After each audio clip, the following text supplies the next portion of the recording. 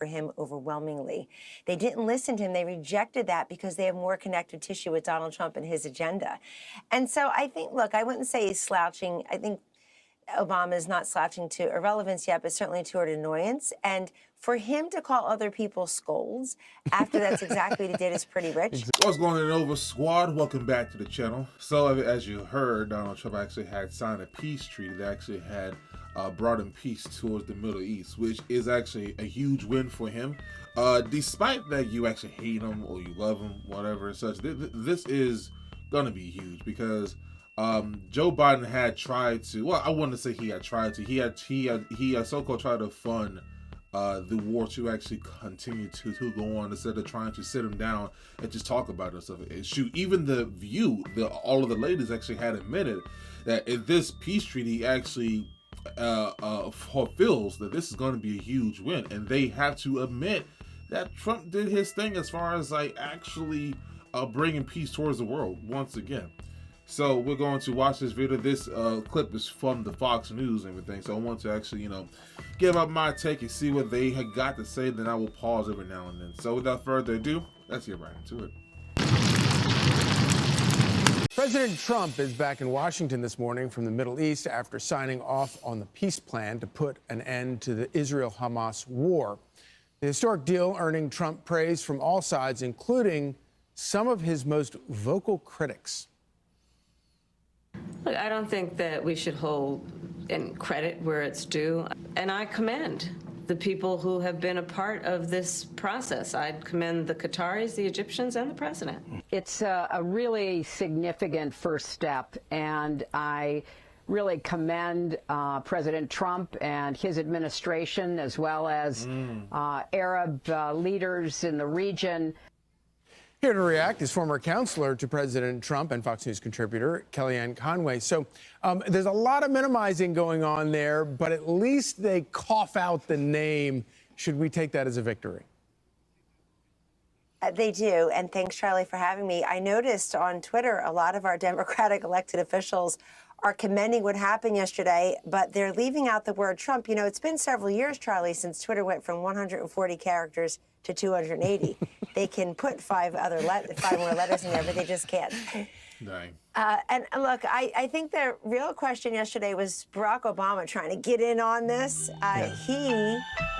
He actually accepted in the war, but it's Trump who achieved peace. And Obama is sort of crediting Trump for doing this, but all the while chastising his party for not maybe being a little more congratulatory of President Trump was fascinating too. Look, Hillary Clinton, Kamala Harris, Barack Obama, that's great because they were part of the problem, not the solution here. This is a 3,000-year war. That massacre that happened was 2 years ago. So it was smack in the middle of the the Biden-Harris years. Right. And it took Trump, who's one of one, to do this. But Charlie, that is the whole thing about this peace treaty. It is like, it doesn't matter if you are left or the right. You have to admit this is like a really huge deal because you have people who were being executed on the streets in Israel. I mean, as far as I have seen through X and then what I've heard and read about it. But just because you actually agree that this is a good win, it doesn't mean that you should attack each other because of y'all's own opinion. You have to admit this is a really great thing for America and also for the world.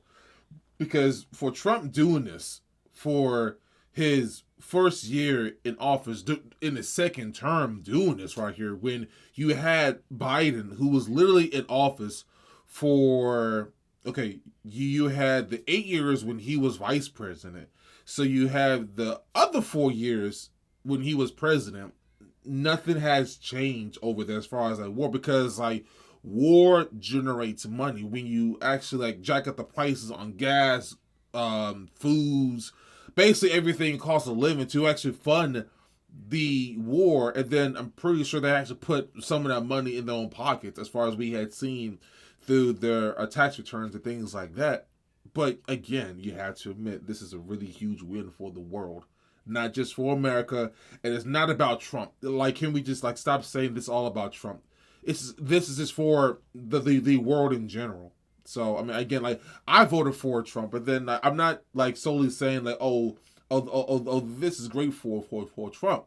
It's great for the world itself. I want people to remember, President Trump laid the groundwork in his first term for all of this. In the first year, he kept the promise of 7 presidents, Republican and Democrat, to move the embassy to Jerusalem and to recognize Jerusalem as the capital of Israel, return the Golan Heights, started the Abraham Accords, took out Soleimani, and started to have relationships with those Arab states. This is key. And you saw never President Clinton, the former Secretary of State Hillary Clinton commend this yesterday when she said she'd like to talk about those leaders too. It's President Trump who tried to soften those relationships, taking out Soleimani and saying, listen, you're no longer going to harbor and mollify these terrorists like Hamas and Hezbollah in your countries. Instead, you're going to come to the negotiating table. If I were President Xi of China and Putin of Russia, I'd queue up and get in line to do the next deals with Donald Trump.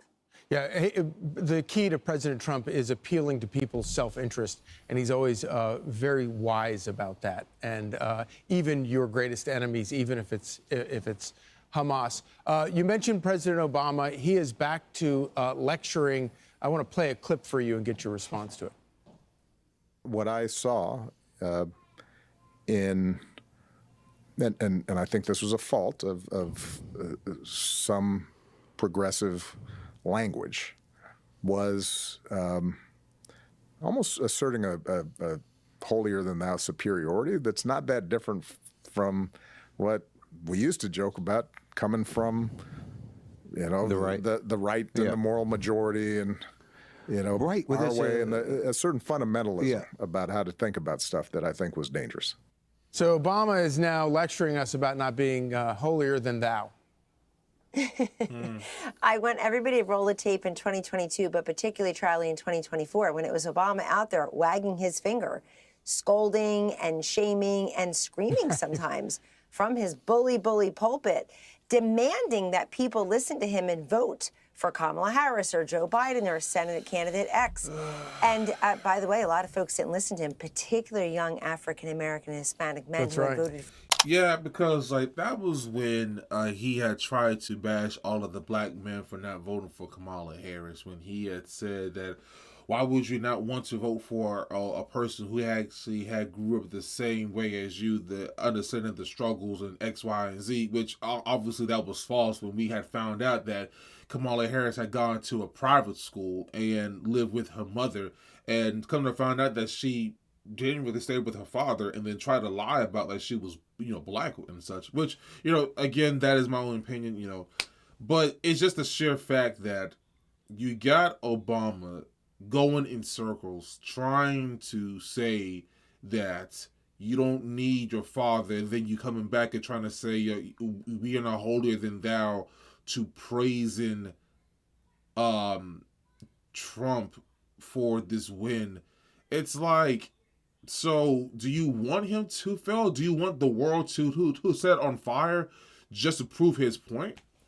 Because, like, I thought you guys were the party of preventing wars, or, like, trying to, have everyone come together and then be a one front. But all I see is just you just still trying to divide this idea of it's us against them.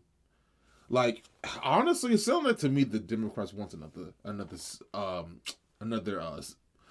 what was it called again? Another civil war. I don't know why I was going blank there for a second, but yeah, it's just a shame that from what I have grew up seeing Trump, and then seeing Obama, and then now I'm seeing him just being this guy who's just going in circles with what he is saying about meaning a family, and then doing this stuff. It is very, very sad. Him overwhelmingly. They didn't listen to him. They rejected that because they have more connective tissue with Donald Trump and his agenda. Yeah. And so I think, look, I wouldn't say he's slouching. I think Obama is not slouching to irrelevance yet, but certainly toward annoyance. And for him to call other people scolds after that's exactly what he did is pretty rich. Exactly. By the way, in that same interview, he gave a shout out to the companies and the universities who are not capitulating and negotiating with Right. the Trump administration. He told them to stay firm. And last point, he basically did not renounce his position on men and women's sports in that same interview with a non-funny comedian. What he did was he said, we just needed to message it better. We needed to communicate it better. So I think some of the original sins, like defund the police and men and women's sports, that started with Obama. But I don't know. His political track record, his crystal ball has been pretty murky recently. Murky at best. Kellyanne Conway, thank you so much. Yeah, like, it has been murky, like especially with I've actually had mentioned about when he had gone to his wife's podcast and then like trying to say like, oh, you don't need a father for everything. You know, you have other roles in your life, which it makes sense to a certain extent, but that only like falls in if a child doesn't have their biological father in their life. Rather, they have passed away, or they're in jail, or the father doesn't really want to get involved with you. Like that only like matters into that certain category. But for him to go all about, it's just really sad. Like, again, this is like a great win for not only for America, but for the whole entire world. I mean, it really is. But it just, you got guys like him who will just stay ground because, you know, it just, I don't know.